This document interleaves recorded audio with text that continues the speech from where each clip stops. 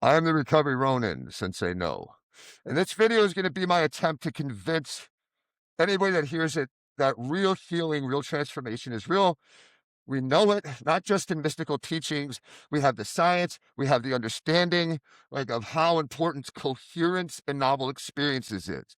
To turn all these things, keep it simple, stupid, letting go, let God, one day at a time, the Serenity prayer, to turn them into a functional skill set, awareness of what we are, of what we need to do, understand how that works, both the surrender of the attachment, the embodying of the new self, and acceptance of surrendering lies, accepting truths, right? These are functional skills that used to be kind of well understood because we grew up in more biblical, spiritual times. We lived in a world where people believed in the power of God and energy and consequence. We believe in materialism. Let's just be honest. We're many generations into it now. Most of this stuff is Greek to us, right? Having a personal relationship with God is, barring a miracle where God just stepped in, it's a practice. It's a legitimate. I mean, people used to pray and meditate hours a day when they were fighting for survival their whole life because that's what they believed in. Me trying to convince my community to practice novel experiences through metacognition, mindfulness, meditation, breath work is like pulling hair from somebody's taint. It is, everybody is so defensive over this. So I want to explore some of the great science out there, this great ideas of kind of what at the core of what I'm saying. And this first video, there it is. All right, let's try it now. Problem discovered is that the scientific community, medical establishment, has been proving for over 50 years that the mind can heal the body. We're talking about the We call placebo it the effect here. placebo effect. And we've been trying to outsmart it for decades. And if you don't know what that is a person believing they took a pill or had a surgery and completely healing themselves because they thought they took a pill when they just took a water pill or a sugar pill. It's the placebo effect is a thorn in the side of the medical establishment. It's an inconvenient truth that gets in between trying to bring new treatments, new surgeries. And if you don't know, we actually outlawed healing medicine. We can only practice biomedical medicine in America. Feel free to look this up. Now, most people will say the Flexner report that was funded by Rockefeller through the Carnegie Foundation in 1910 that was introduced to Congress, that standardized medicine did a great thing for acute medicines. Didn't do so great for the world of healing. Actually, today I've read books from physicians who started healing their patients with external therapies, yoga, tai chi, acupuncture, herbs. They got their medical license took. So not only is it a thorn in the side, it is basically outlawed to help people heal. That's why you never into the heard of medical people healing from establishment. chronic illness. So it's a problem, supposedly. But I actually think this is really good news. The placebo effect is excellent news because it's concrete evidence that the body holds within it innate self-repair mechanisms that can make unthinkable things. This is 13 years old, by the way. So if you find this surprising, if you have a hard time believing that the body can heal itself, you need look no further than the Spontaneous Remission Project, a database compiled by the Institute of Noetic Sciences of over 3,500 case studies in the medical literature of. We're going to talk about some more research too, the book Radical Remission in the next video. Patients who have gotten better from seemingly incurable illnesses. You think there's such a thing as an incurable illness? I swear, if you go look at this, it'll blow your mind. Everything's in there. Stage 4 cancers that disappeared without treatment. HIV positive patients that became HIV negative. Heart disease, kidney failure, diabetes, high blood pressure, thyroid disease, autoimmune diseases, gone. A great example of this in the case in the medical literature is a case study from 1957 of Mr. Wright, who had advanced lymphosarcoma. So things weren't going well for Mr. Wright. Time was really running out. He had tumors the size of oranges in his armpits, his neck, his chest, his abdomen, his liver and his spleen were enlarged, and his lungs were filling up with 2 quarts of milky fluid every day that had to be drained in order for him to breathe. But Mr. Wright wasn't giving up hope. He had heard about this wonder drug called Krebbiozin. And he was begging his doctor, come on, just give me some of that Krebbiozin. It's all going to be good. Now, unfortunately, the Krebbiozin was only available on a research protocol, and the protocol required that the doctor be able to make an assessment that says that this guy has at least 3 months to live. And his doctor, Dr. West, just couldn't do that. But Mr. Wright was tenacious, and he didn't give up. He kept badgering his doctor until finally his doctor was like, okay, fine, I'll give you the Krebbiozin. So he dosed him up on a Friday, not expecting that Mr. Wright would make it through the weekend. But to his utter shock, when Dr. West came in to do rounds on Monday, Mr. Wright was up walking around the wards, and his tumors had shrunk to half their original size. All right, just to make that clear, this guy was terminal, had days to live, couldn't even get the medication because he was supposed to not be able to get him unless they were guaranteed to live more than 3 months. And he was just having days. And he comes in after the weekend, expected him to be dead, and his tumors are half their size, and dude's up walking around feeling great. They had melted like snowballs on a hot stove, and 10 days after getting the Krebbiozin, they were gone. So Mr. Wright was up, rocking and rolling, like praising Krebbiozin as the miracle drug he believed it to be. These are medically documented cases. Until the initial reports came out about Krebbiozin that said that it didn't really look like Krebbiozin was working so well. And Mr. Wright fell into a deep depression, and his cancer came back. So this time, Dr. West decided to get sneaky, and he told his patient that, you know, that Krebbiozin that you got, that was a tainted version, really not so good. But I got us some ultra pure, highly concentrated Krebbiozin. This stuff's got it going on. He then injected Mr. Wright with nothing but distilled water. And once again, the tumors disappeared. The fluid in his lungs went away. Mr. Wright was up rocking and rolling for another 2 months. And then the American Medical Association blew it by publishing a nationwide study that proved definitively Krebbiozin was worthless. 2 days later, Mr. Wright, after hearing this news, died. Okay. That is fucking wild, man. And so much of these videos, a big part of what I do is kind of a few things, right? Fundamentally, healing is real. Using more fear, guilt, shame as the fundamental tool we need to recover is insane. You can heal, and this is how.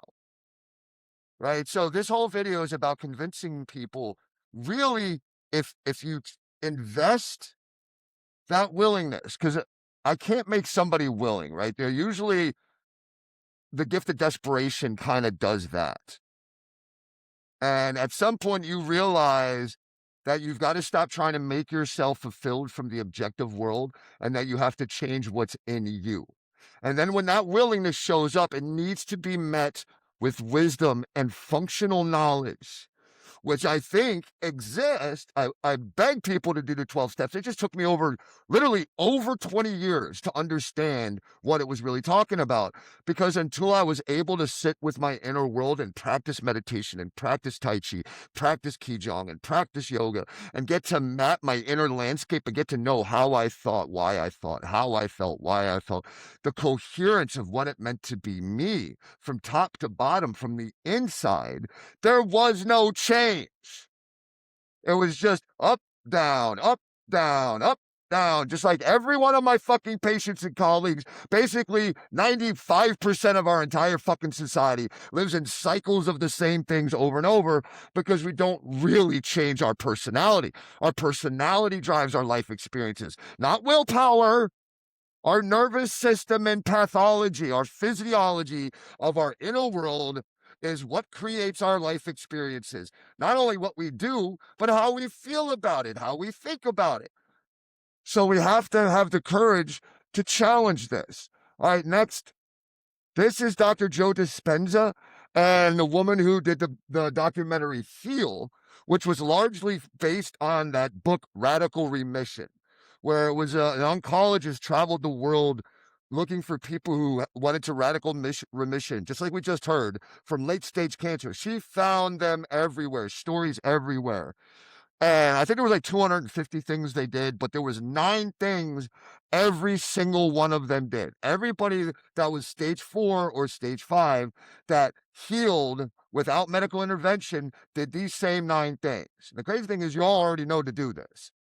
started eating better, exercising, found a strong reason for living, started listening to their intuition, spiritual practice, cut off unhealthy relationships, processed unhealthy emotions, leaned into healthy emotions, and vitamins and herbs. Everybody already knows if you want healing, there you go. Why don't we do it? That's what this video is about, right? It's not motivation, it's belief. Fuck motivation. If you believe you're in the fight for your life to better yourself, to have a rich, full, meaningful life, and that you have power, maybe you'll start to do it. And then learning, right, the Serenity prayer. What can you control? Peace, perceptions, effort, attitude, concentration, focus, and energy. So you start with effort, effort, effort. You cannot control outcome.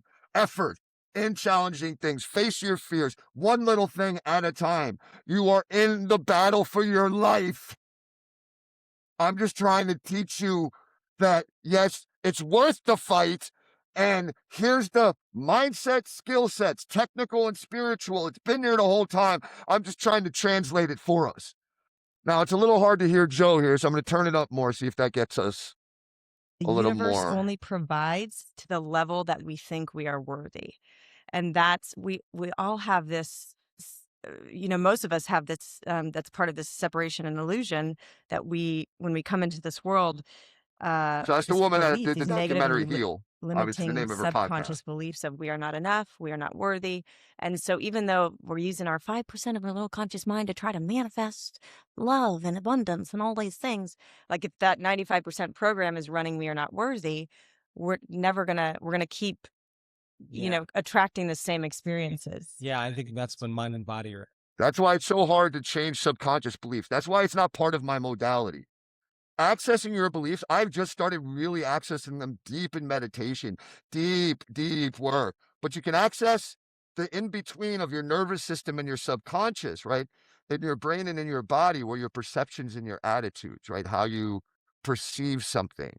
You can challenge that and go backwards and start to change your beliefs. Because if you, let's say, I perceive, I don't know, going for a walk after dinner as I'm too tired, you know, my knees hurt, I need to get to bed earlier, and we're talking about a 15-minute walk, right? If that's your perception of it, if you believe, right, I'm too lazy to do this, I'm not going to follow through, it's not really going to help me, where's the real benefit anyways, right? You can't really access that, but you can access the perception that creates the thought and the feeling, the perception of, I'm tired, my back hurts, my knees are bad. No, the perception should be, this is good for me.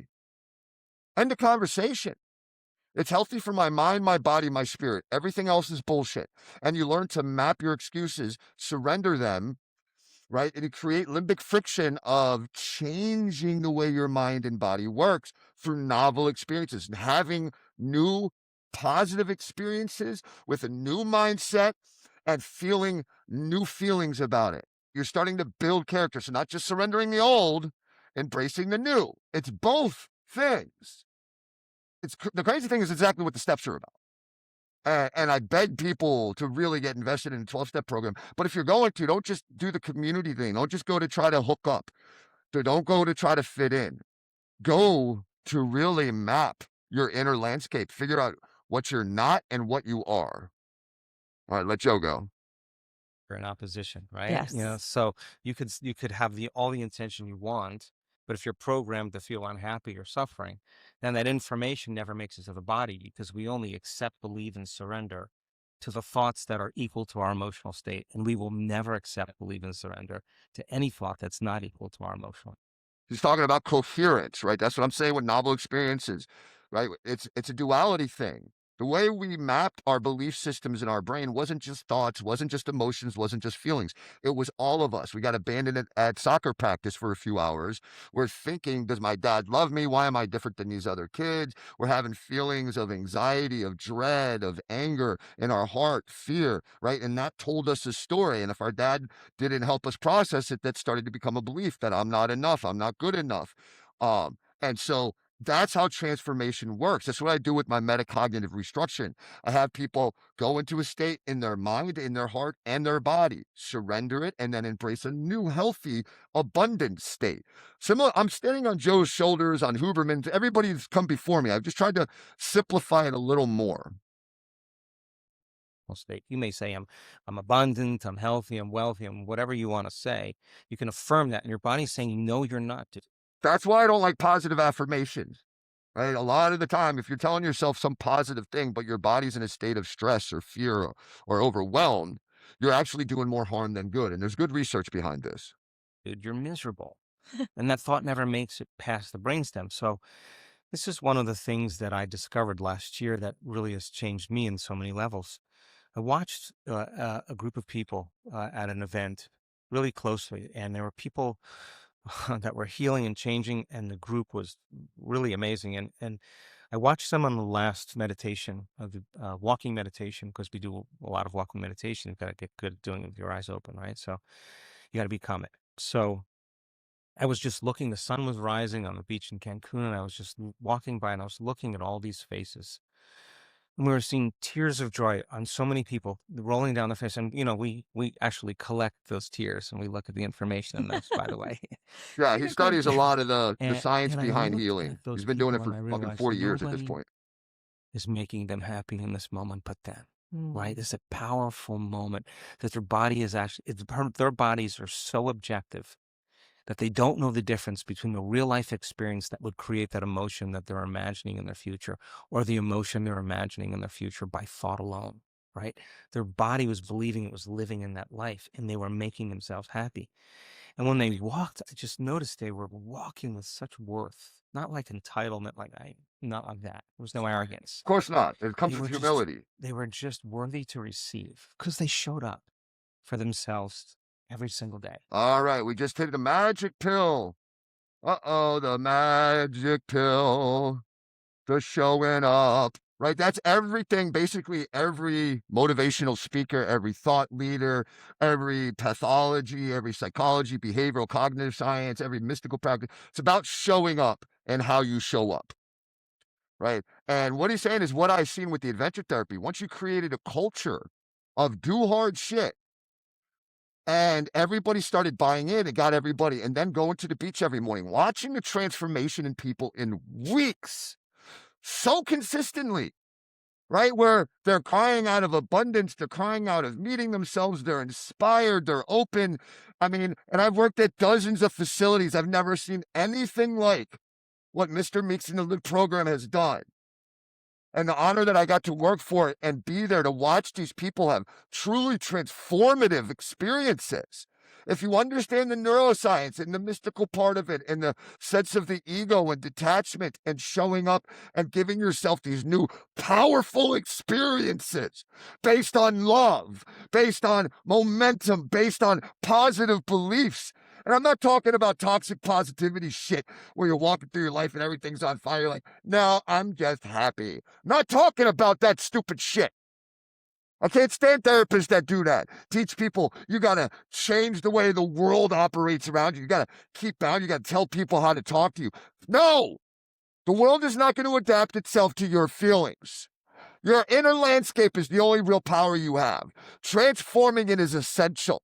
Surrendering that negative view of our past. So I've had a pretty traumatic childhood, pretty fucked up first 40 years of being an adult or 20 years of being an adult, homeless, relapsing, all this stuff, all the trauma, all the abuse, all the fighting, all the violence, all that shit. Do I not have a choice of how I look at it, where I'm the victim? Or can I not feel utterly abundant and honored?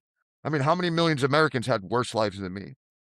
How many billions of people on earth? There's 40 million slaves right now. And I'm going to complain about my bills? I get to work wherever I want. I get to chart my own path. I have freedoms beyond freedoms, abundance beyond abundance. You know what I want from this world? One thing: to make a difference, to be a better husband, to be a better leader.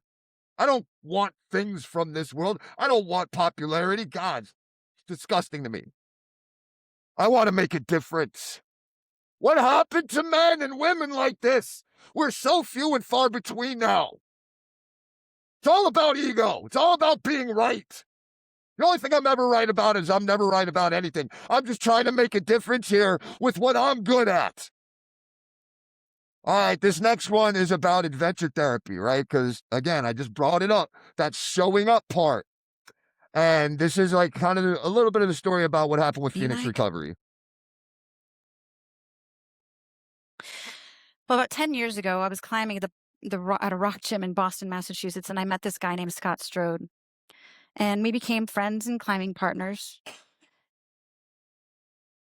I'm Scott. And he told me he was in recovery, but I didn't really think anything of it because the truth is we were climbing and we were having so much fun. And there was this one New Year's Eve weekend where we got a whole group of people together and we went ice climbing. And again, knock it out of the park. We had so much fun.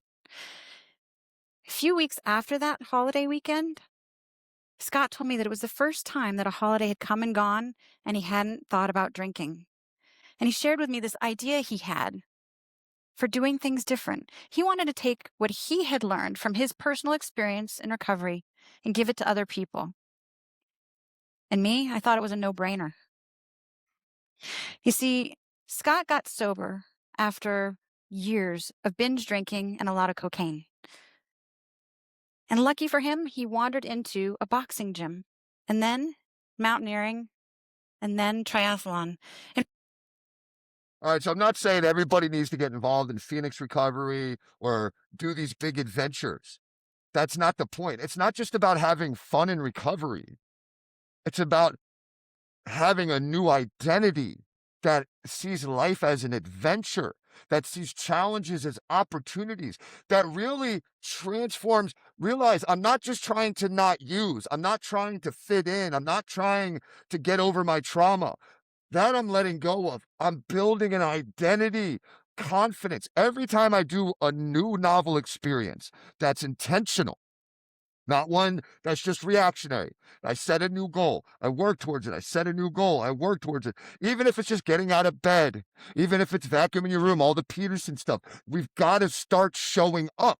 And every time you show up, you build the dorsolateral, the anterior mid-singulate cortex. You're building a new identity based on intention and authenticity and novel experiences. All right, one more. This is, I guess there's two more, I think. Yeah. All right. Here's just a little bit about the power of surrender. What is it that screws up everybody's life?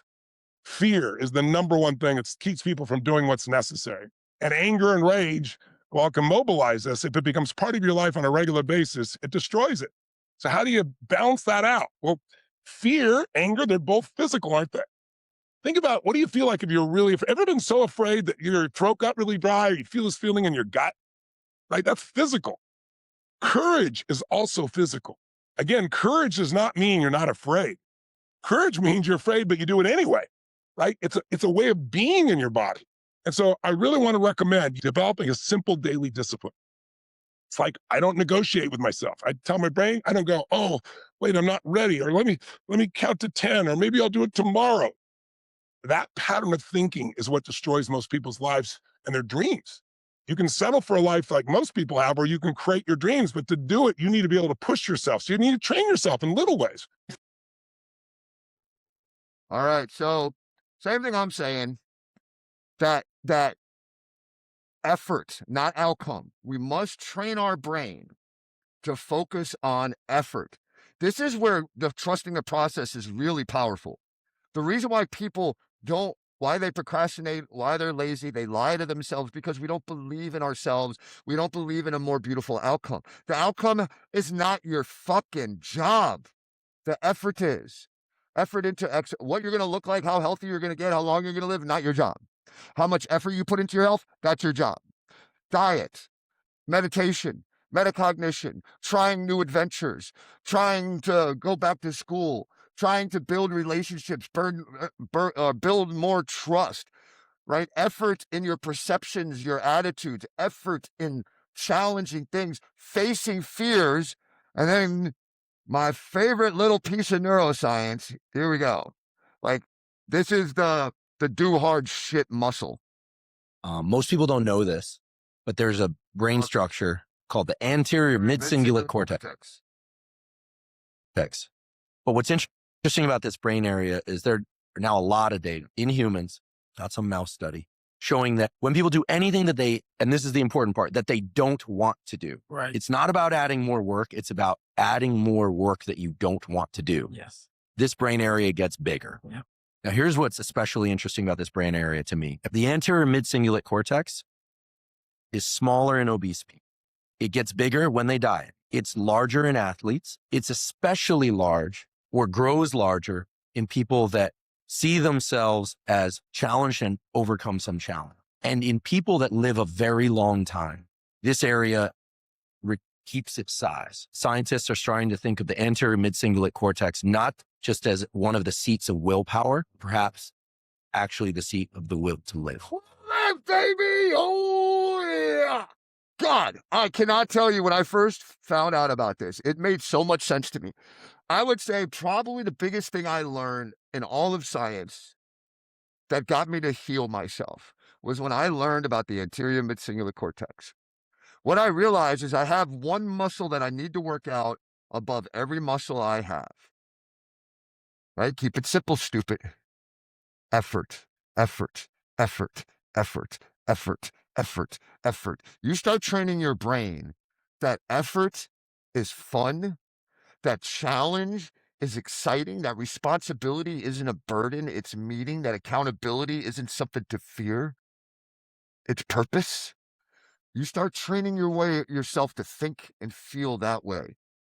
Holy shit. Then the whole world becomes your oyster. You're unstoppable.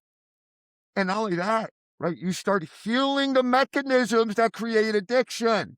Little by little, you're rewiring your brain for the prefrontal lobe to increase activity, for the amygdala to shrink, for the dorsolateral and the anterior mid-singulate to grow, to give you a new sense of self based in confidence, because there is no way around earning confidence. It's not sitting around talking and getting validation. It's showing up. The fuck are we talking about? I'm tired of a world of delusions while I watch my people suffer.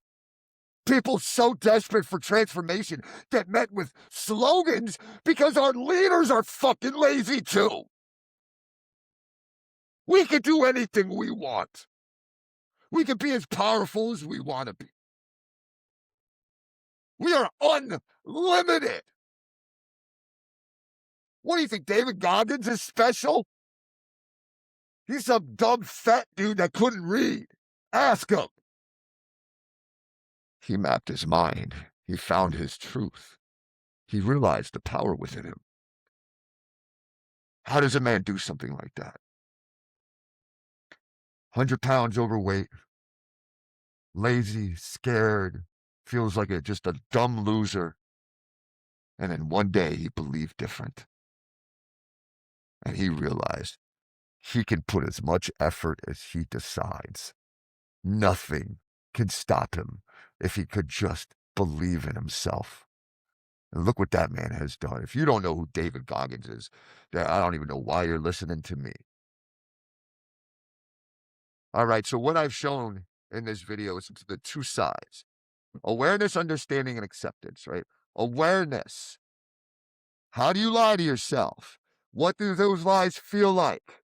Are you reactionary? Are you over-exaggerating? Are you worrying about things you can't control? For what? Why? Why are you replaying the past? Should you not be the hero of your story, not the victim of it? Should you not see your past with second-level gratitude that God gave you all these, even your loss, even your trauma, gave you the opportunity to have all these other things and to grow because you're still here. You get to grow through these things. Why do we fall? Why do we suffer? So that we can learn who we are. There's no way around it. And yes, none of us escape childhood unscathed anymore. But can we stop thinking we have to stay a victim the rest of our lives because things were done to us that we didn't choose because we grew up in a world that was confusing as shit? We can come together, right? We've got all these principles in the 12 steps. We got all these ideas of the neuroscience. We got all these teachings of healing medicine. And people still want to fight to be right. Tell me how good they're doing. Holy shit. Fuck recovery community. Like my boy, you want to see one more fucking video. This one, you know what? I'm going to show it. There it is. Country music star Jelly Roll saying, quote, marijuana has helped me stay sober. So according to Alcoholics Anonymous and Narcotics Anonymous, that is not country music star Jelly Roll saying, quote, marijuana has helped me stay sober. So according to Alcoholics Anonymous and Narcotics Anonymous, that is not sobriety and it is not recovery, at least not really. But Jelly Roll is saying that the marijuana, the cannabis keeps him off codeine, keeps him off cocaine, things he's had a problem with in the past. And it puts him into this bigger category of trend where a lot of people are being California sober, which means they generally lay off booze and hard drugs, but they include cannabis in their life's journey. So I put the question to you all, would you call that sober? All right, that fucking infuriates me more than you would believe. Jelly Roll is a fucking lighthouse for recovery. And first, who the fuck spoke for AA and NA? They said Alcoholics Anonymous and Narcotics Anonymous both said that's not really recovery, not really sobriety, not really. Who the fuck said that? There is no representation. And not only that, in my book, I quote 11 times in the big book and the basic text of AA and NA that they support medically assisted treatment. He's a fucking lighthouse. What more can a person do for recovery? He's helped millions, inspired millions, got people out of prison to see his shows. His health got better, his relationships got better, his spiritual growth is profound. The man's a fucking lighthouse, and this is what we do with it? It's fucking infuriating. Who gives a fuck about substances? This is spiritual, physiological, mental, emotional. Has nothing to do with the objective world. I don't give a fuck what you do. I give a fuck how you grow. I don't know what pills you need to deal with your symptoms. I don't know how bad your anxiety is, your depression, your physical pain. Who the fuck am I to say what substance you should take? I'll tell you what, when you show me one person in recovery that's totally clean, they can stand on a fucking pedestal. I still drink coffee, way too much. Eat sweets sometimes. The fuck are we talking about, man? Those cheating on their wife, doing steroids, gambling constantly, putting a man down because he needed to smoke marijuana or because there's some on a medically assisted treatment. I have watched friends die because of this fucking ignorance. We're here talking about transformation, and you're here still standing on a pedestal of your petty fucking bullshit. It infuriates me. I lost a lot of friends because of this shit. People 200 pounds overweight talking shit about what somebody should and shouldn't be fucking doing. Shut the fuck up. This is about real transformation. How many people really change their personality, evolve their consciousness? Yes, everybody gets that first kick when you come in, right? You go from being a homeless junkie or an alcoholic and, drinking every day to going to meetings and hanging out with recovery people and speaking that language. That's a powerful transformation, man. That's supposed to be the start of the process, not the end of it. For way too many, that's where it ends. And we just say these fucking things without embodying them. Yeah, you had a spiritual awakening. What was that like for you? Oh, you feel a little better? That's not how that works, man. That's context. That's situational change in your life. Real transformation, you should be able to map it. You should be able to tell me what it's like, how you lied to yourself, how you overcame those lies, what it was like, what hurdles you hit, what it felt like. You should have a million of these fucking stories. I mean, they wouldn't even let you speak in Alcoholics Anonymous if you didn't have 10, 10, 40 for decades. 10 minutes what it was like, 10 minutes what happened, 40 minutes about your spiritual awakening. You know how much fucking echoing of nothing I get when I explore this with people today?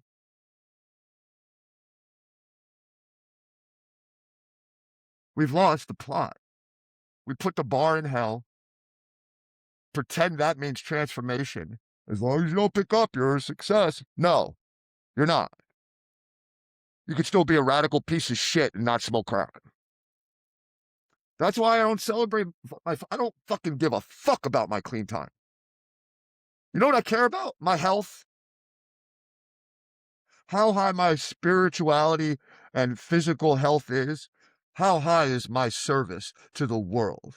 How high and equal are those two things? That's what I care about. How aligned am I with the nobility in my heart? Not what you think about me. Not what I think you should do. I'm here to share the information that I discovered, not tell people fucking how to live. I don't know shit. I'm just a dumb homeless junkie who found some fucking peace, who is on the path of enlightenment. I don't think I'll be a guru in this lifetime, but I damn sure want to be a master, and I am well on my fucking way. And I am the recovery Ronin, and I am here to fight against the ignorance of fear, guilt, shame weaponized against my community, and to inspire those who want real transformation. Thank you for joining me.